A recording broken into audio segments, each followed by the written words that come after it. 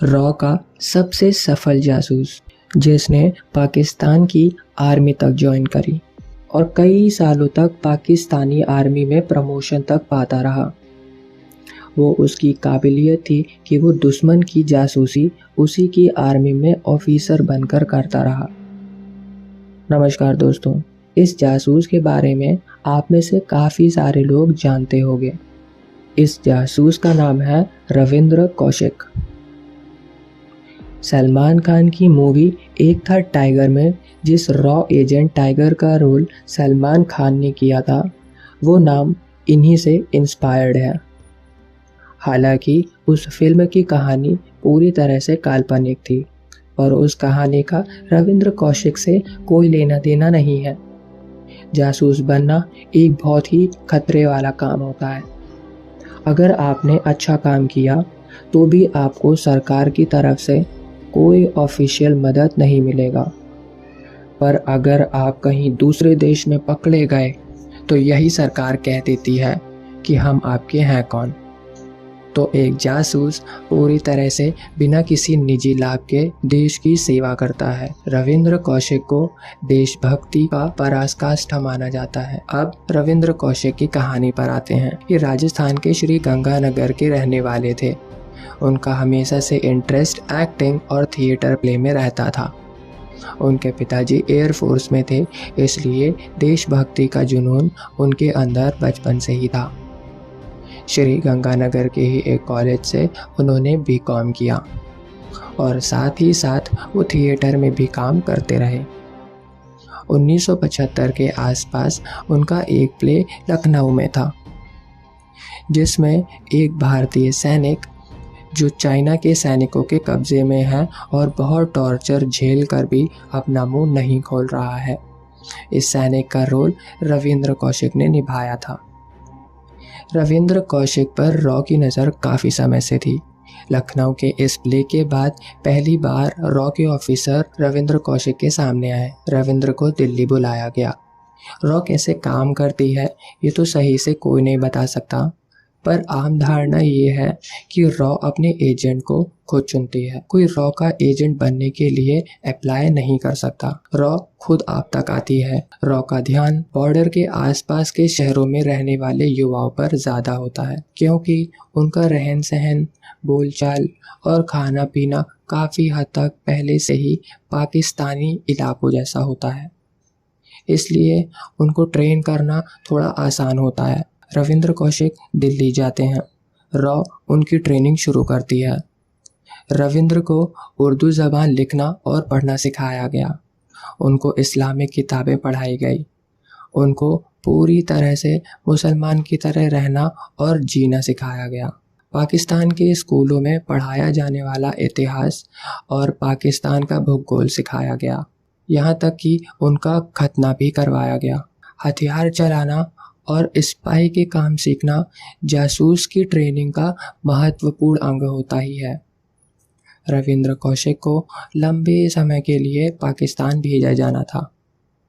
पूरी तरह से पाकिस्तान में उनको बसना था। ट्रेनिंग के दौरान भी उनको पाकिस्तान समेत कई देशों में छोटे छोटे मिशन दिए गए थे। लगभग 3 साल तक ये सब चलता रहा।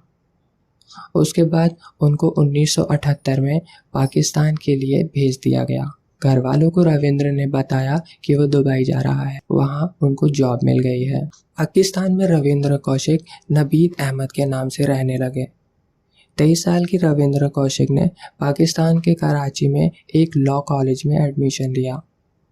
पढ़ाई पूरी करने के बाद रविंद्र ने पाकिस्तान की आर्मी के लिए अप्लाई किया।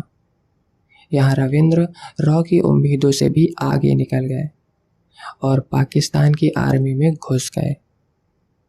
पाकिस्तान की आर्मी में प्रमोशन पाते पाते रविंद्र उर्फ नबील अहमद मेजर के पद तक पहुंच गए।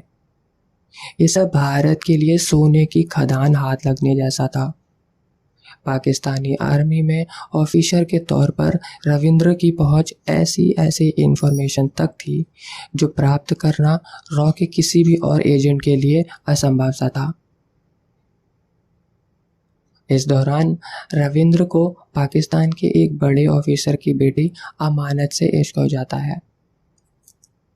रॉ को इत्तला कर वो अमानत से निकाह कर लेते हैं। निकाह के बाद रविंद्र के लिए पाकिस्तान में अपनी असलियत छुपा कर रखना और आसान था, परंतु रविंद्र का अमानत से निकाह के पीछे असली मकसद इश्क को ही माना जाता है।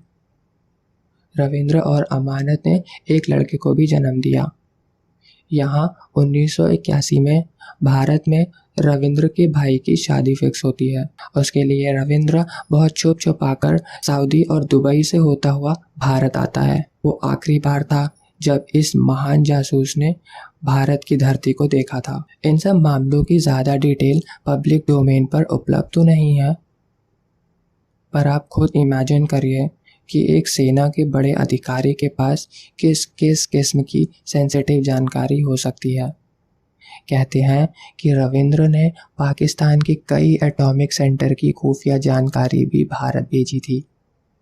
ये सारे रिसर्च रिएक्टर 1965 के बाद पाकिस्तान में यूएसए की मदद से बने थे। रविंद्र अपने काम में इतना सतर्क और तेज था कि यहाँ भारत में रॉ को उम्मीद थी कि वो फ्यूचर में पाकिस्तान की आर्मी का चीफ तक बन सकता है। परंतु 1983 में रविंद्र का भांडा एक दूसरे जासूस की वजह से फूटा। पंजाब के एक जासूस इनायत मसीह को रॉ ने पाकिस्तान भेजा, जिसका मकसद रविंद्र को कुछ डॉक्यूमेंट देना था, और वो बॉर्डर पार करते ही पाकिस्तान की आर्मी के हत्थे चढ़ जाता है।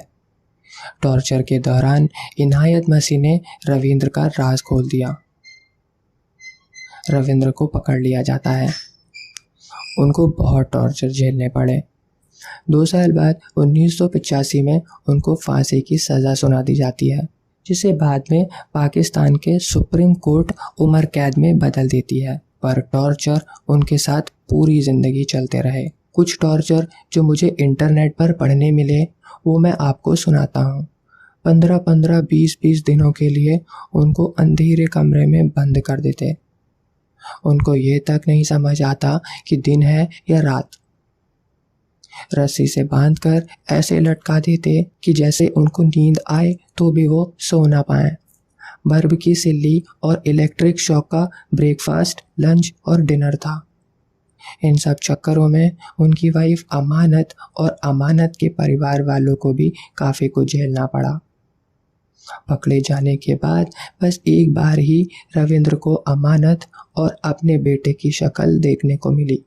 उसके बाद वो लोग रविंद्र से कभी मिलने नहीं गए। इतना सा टॉर्चर झेलने के बाद भी रविंद्र ने पाकिस्तान को ये तक नहीं बताया कि उन्होंने कौन कौन सी जानकारी भारत को भेजी है। भारत के राज जानने के सवाल तक तो टॉर्चर करने वाले पाकिस्तानी आ ही ना सके। रविंद्र को पाकिस्तान के किसी भी एक जेल में लंबे समय के लिए नहीं रखा गया। लगातार होते रहे टॉर्चर के चलते रविंद्र को कई लाइलाज बीमारियां हो गई। 1999 में उनकी मौत मुल्तान जेल में टीबी और दिल की बीमारियों के कारण हुई। 1999 में कारगिल का युद्ध भी हुआ था। आप लोग इमेजिन करिए कि अगर कहीं रविंद्र कौशिक तब तक पाकिस्तान की आर्मी में होते तो उस युद्ध में पाकिस्तान की और कितनी दुर्गति होती। या हो सकता कि भारतीय आर्मी को पहले ही पता चल जाता कि पाकिस्तानी आर्मी कारगिल में घुसपैठ करने का प्लान कर रही है और उनको घुसने से पहले ही खत्म कर दिया गया होता। तो आज की कहानी में इतना ही। रविंद्र कौशिक को नमन। इस कहानी को अपने दोस्तों के साथ अवश्य शेयर करें। जय हिंद।